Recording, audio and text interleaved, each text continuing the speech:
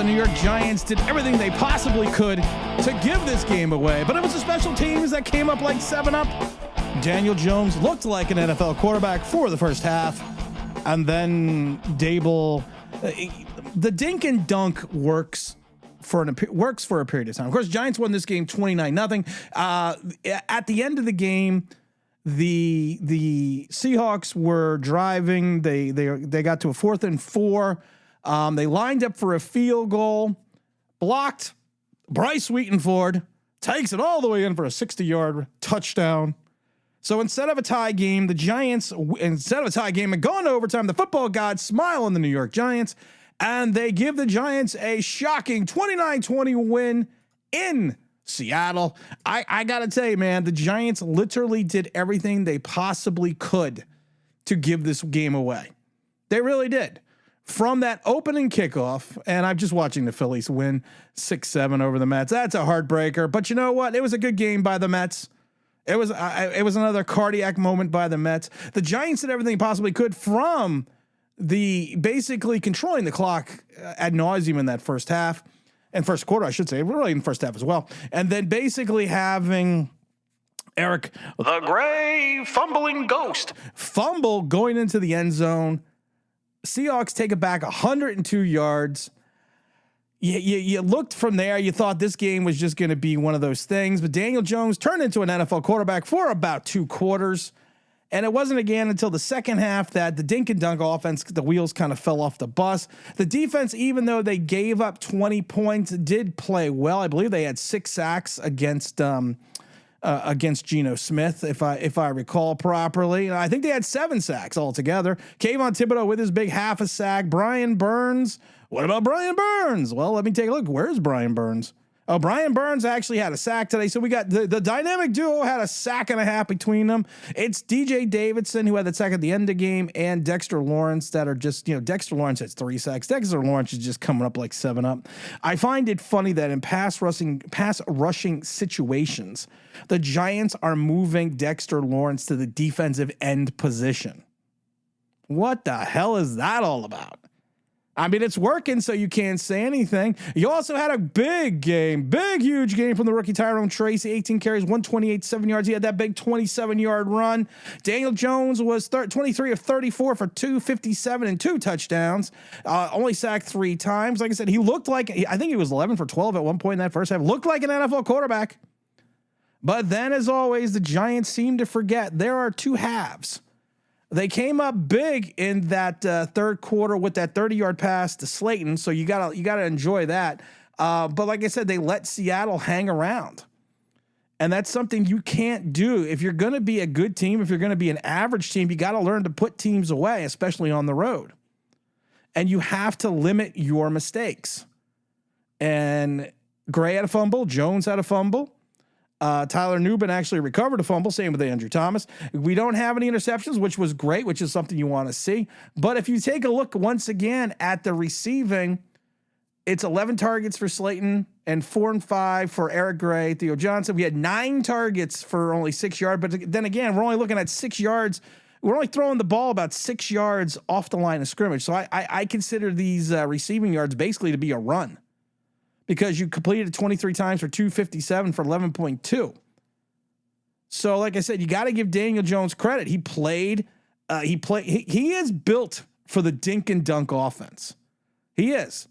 But if you want him to matriculate the ball any more than 30 yards down the field, you're going to be you're not going to be for an unpleasant surprise. We also had the likes of DK Metcalf with that big fumble, lost fumbles. That was a big play for the Giants. But it was one of those games that you go into halftime, the game was 10-10. Giants come out with the big play, and then you take a look at it, you going into the fourth, you still had this game 13-20. And you just kind of thought, you kind of thought, is this going to be one of these games again that the Giants don't close it out? So the Giants right now are 2-3. They're 2-1. They're 2-1 on the road. So that's extremely impressive. You got to give a big shout out, like I said, to the Giant defense. The bend not break is working at times, but you're still giving up too many points. If it wasn't for Isaiah Simmons and that block And that long return by Ford-Wheaton Ford, this is a different game. This is a different game, and we have to take a look at this game. Do we win this game if that doesn't happen? So you got to give a big shout out to the special teams, because the special teams have been, crap for the Giants for a while now. And they literally turned around. They came up with the big play when they needed to. You have guys that are sitting here just really playing extremely well on the defensive end. You have Dexter Lawrence, who's basically just playing his heart out. He's playing. I mean, he's doing everything he possibly can to will this team at times to win. And you got to give him credit. Like I said, you got to give Daniel Jones the credit for that first half. You got to give the defense the credit for stepping up at times when they need it. You got to give, and I'm telling you, when people fucking text me when I'm trying to do this, you have to give it to, you have to just give it to him in regards to that. And like I said, here we go. This to tie the game at 23, and it's blocked. Isaiah Simmons, and picked up by Ford-Wheaton, and he is going to go. The Giants sideline erupts. Unbelievable. So as much as the Giants tried to give this game away at times, it just turned out to be the right place, the right time. It was a phenomenal win. It was a good win. It was a good win for this team because they need it, and because they're going to be going in through, like I said, the schedule doesn't get any easier coming up. And I think that's what we have to take a look at. So you got to give big kudos, like I said, to that special teams play. You also got to give big kudos because everyone's been shitting on Banks. 3rd down and 7. Here comes Burns. Smith steps up, broken up by Banks. Well, Deonte Banks was challenged this week, and so far he has risen to the challenge. Deonte Banks had a good game. I mean, like I said, there was a lot of people that are like, well, Banks just isn't playing well. No, Banks he's just kind of reached that point at times where he's kind of getting not where you think he should get the acclimates because of the fact that he's had some plays go against him, but he's had good coverage in those plays. So you really have to give like I said, you got to give the Giants credit as a team. To me, like I said, it's a team win.